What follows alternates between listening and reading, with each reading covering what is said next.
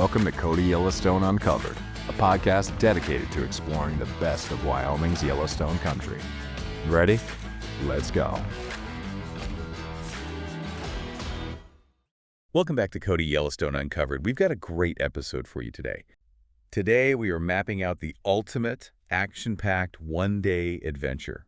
We're starting right from Cody, Wyoming, and slicing straight through America's first national park. It is a massive undertaking, but it's entirely doable if you strategize your route. And, well, you already know the park is incredible year-round, right? Oh, absolutely. Yeah. But to truly maximize this epic day, you first have to pick the perfect time to go and pack with a purpose. So which season offers the most magical experience? Honestly, every season is incredibly unique. Like, if you choose spring, you aren't just seeing animals, you're actually catching the massive ungulate migrations as they follow the snowmelt. Oh, wow, that sounds amazing. It really is. And summer shines for hiking, of course, but autumn gives you the breathtaking foliage and the elk rut. The acoustics of the elk bugling echoing across those valleys are just, well, they're unreal. I can only imagine. And what about winter? Oh, winter completely transforms the park into an exciting snowmobile wonderland.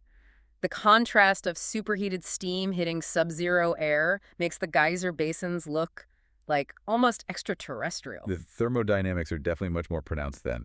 And since we're packing this all into one day, prepping is everything. It's kind of like gearing up for a grand expedition. Yeah, you definitely need to have your supplies ready. Right, because you can't just rely on cell service out there. You need your digital tools ready to go. Think of downloading the TravelStorysGPS app beforehand, like putting a geologist right in your passenger seat. That is a brilliant analogy. And the official Yellowstone app is crucial too, not just for maps, but to elevate your drive with live calculated geyser prediction windows. You definitely need those. So, okay, picture this. It's 8 a.m., you've got your breakfast box from town, and you're heading west on the Buffalo Bill Scenic Byway. Yes, navigating through Wapiti Valley first thing in the morning is a highly strategic choice. It's basically a wildlife red carpet, isn't it? It truly is. The wildlife is most active before the heat of the day sets in, so you'll catch elk and bighorn sheep utilizing those unique red rock formations for morning cover. So cool. And right before we hit the park boundary, there's a historical pit stop we make around 9:15 a.m. Yeah, Pahaska Teepee. And this isn't just a random gift shop stretch break.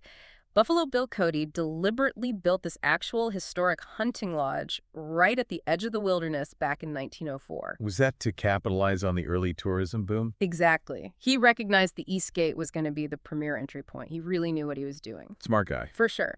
When you pass his lodge, cross through that East Gate, and hit Sylvan Pass around 9:30 a.m., you bypass the heaviest entrance traffic that builds up later. That is a pro tip right there. Yeah, and the elevation change there is so dramatic. This is where you pull out the AR Alpine Guide app. You just point your phone at the skyline, and it uses augmented reality to map out majestic mountains like Grizzly Peak and Avalanche Peak in real time. And those towering mountain peaks of the morning perfectly transition into the dynamic, bubbling geology of the afternoon. They really do. They're actually your first geological clue that you're descending into the remnants of the caldera, which brings us to the thermal features. Okay, obviously the Upper Geyser Basin and Old Faithful are on the itinerary, but I have to push back here a little.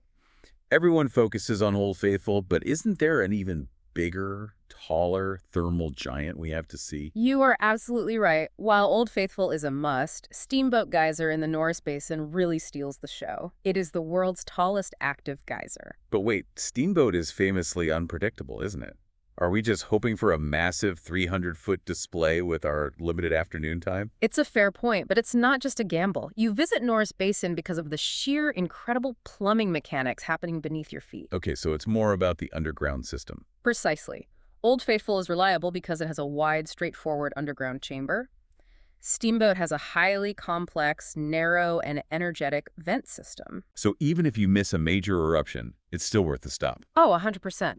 Steamboat is constantly ejecting water in minor dynamic bursts, and the surrounding basin is the hottest and most active in the park. I see. So we're really going for the contrast here. The reliable mechanics of Old Faithful versus the unpredictable dynamic energy of Steamboat. That makes total sense. Exactly that. From there, the loop connects perfectly. You swing past the massive thermal sink of Yellowstone Lake, check out the varying acidities bubbling away at the fountain paint pots, and then head to the Grand Canyon of the Yellowstone. Oh, seeing the awe-inspiring lower falls roar over that volcanic rock is just breathtaking. It really puts the sheer hydrological power of the park into perspective. And finally, you exit by cruising through Hayden Valley right at dusk. Which perfectly aligns with the evening wildlife activity window. You got it.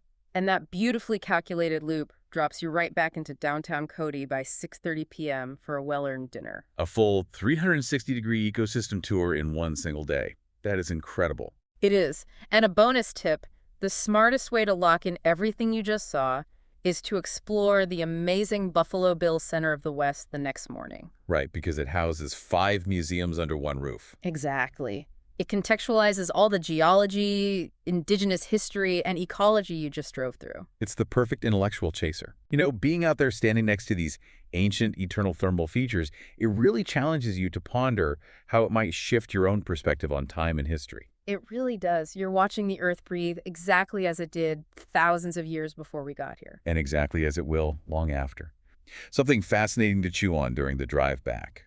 Thanks for joining us for another episode of Cody Yellowstone Uncovered. Catch you later, wild ones.